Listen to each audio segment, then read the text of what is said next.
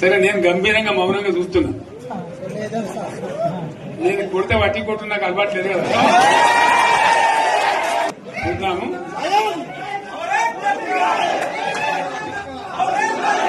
నా రోజులు కానీ అన్నట్టుగా నేను చూస్తా ఉన్నా. కానీ మనోళ్ళందరూ కూడా ప్రతిపాదిస్తున్న ఏంటంటే ఒక సంవత్సరం జరిగిపోయింది. సంగమేశ్వర ఆన్నే పన్నది, బసవేశ్వర ఆన్నే పన్నది, పాలమూరు ఉత్పత్తుల పథకం ఆన్నే పన్నది, కాళేశ్వరం అట్లా ఎండబెడుతున్నారు. ఇవన్నీ అన్యాయాలనే కాబట్టి ఫిబ్రవరి నెలాఖరులో ఒక పెద్ద బహిరంగ సభ పెట్టాలి, ఇక్కడ కథ చూడాలి అని జరుగుతూ ఉంది. కాబట్టి మీరు కూడా పెద్ద ఎత్తున దయచేసి ఆ సభకు కదిలి రావాలి. చాలా దూరమే ఉండదు. ఆ రకంగా తెలంగాణ శక్తి ఏందో మరొకసారి చూపించి వీళ్ళ మెడలు వంచి ఇప్పుడు సాధించాలి. భవిష్యత్ కోసం కూడా కొట్టాడకు మనం సిద్ధంగా ఉండాలని తెలియజేసుకుంటూ పరమేశ్వర్ గారికి అంతటి లోకమంత్రం ఇది. ₹1,00,00,000 భూమి ఇప్పుడు 50 లక్షల కాడికి వెళ్ళలేదు.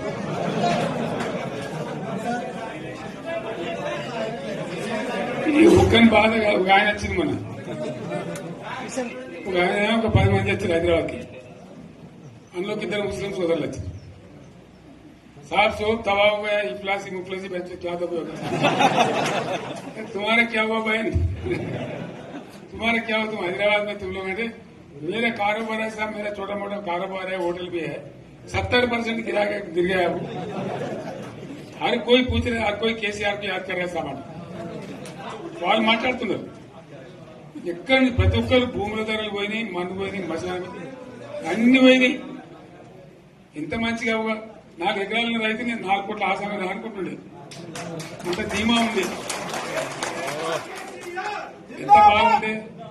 హైదరాబాద్ నుంచి అడిగితే కూడా వచ్చి మనం ఇయ్యకపోదాం భూములు, డిమాండ్ పెరగానే. అంత బ్రహ్మాండంగా మారుమూల ప్రాంతంలో కూడా 40 లక్షలు 50 లక్షలు ఎకరానికి ఉండే. అటువంటిది సగానికి సగం పడిపోయి మొత్తం నాశనం చేశారు. వీళ్ళు ఇట్లే వదిలిపెడితే ఇంకింత నాశనం అవుతుంది. కాబట్టి మనం కొట్లాడాల్సిందే. నేను ఇంకొక మాట మీకు చెప్తా. ఎలక్షన్లలో నేను మస్తుగా చూస్తే 50 ఇళ్లలో పార్టీలు గెలితే ఓడితాయి. ఇంత మాయలు ఏడాది లోపలనే కాంగ్రెస్ పార్టీ దొరికితే కొడతామని అన్నంత గొప్పగా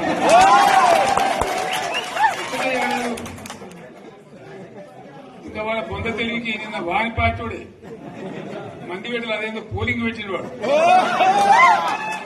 చూసిరా మీరు. ఆ పోలింగ్ పెడితే 70% మనకు వచ్చింది, 30% మనకు. వాడు పెట్టింది మనం పెట్టింది కాదు.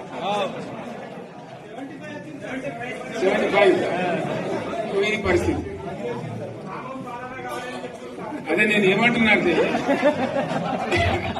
ఫామ్ హౌస్ అంటే ఏముంటది, వారి ఉంటది, మాకు ఉంటది, అల్లం ఉంటది.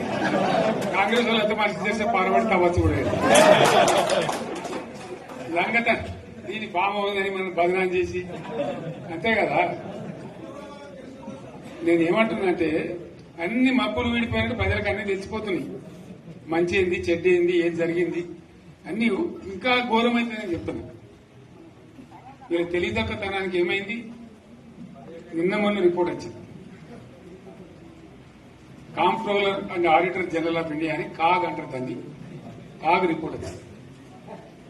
పోయిన సంవత్సరం మన గవర్నమెంట్ లో వచ్చిన ఆదాయం కంటే 13,000 కోట్ల రూపాయల ఆదాయం తగ్గిపోయింది.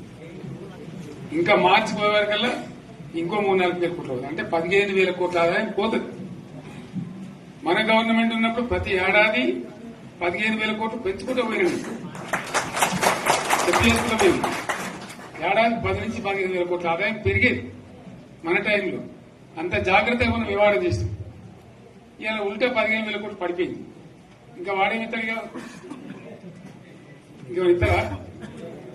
ఇంకో 4-5 నెలల నుంచి జీతాలకే కష్టమైంది. దొడ్డు అందరు పెండింగ్ పెట్టి రిటైర్ అయిన దొరుకుతారు పైసలు మీరు దొరుకుతారు కదా పేపర్లలో. సో ఆ విధంగా రాష్ట్ర ఆర్థిక పరిస్థితిని కూడా దివాలా తీయించారు. ఇవాళనేం కాదు, 100కు 100% ఇప్పటికే ప్రజల నిర్ణయానికి వచ్చారు. డెఫినెట్ గా రాబోయే గవర్నమెంట్ మనదే అని అనుమానం కూడా అవసరం లేదు.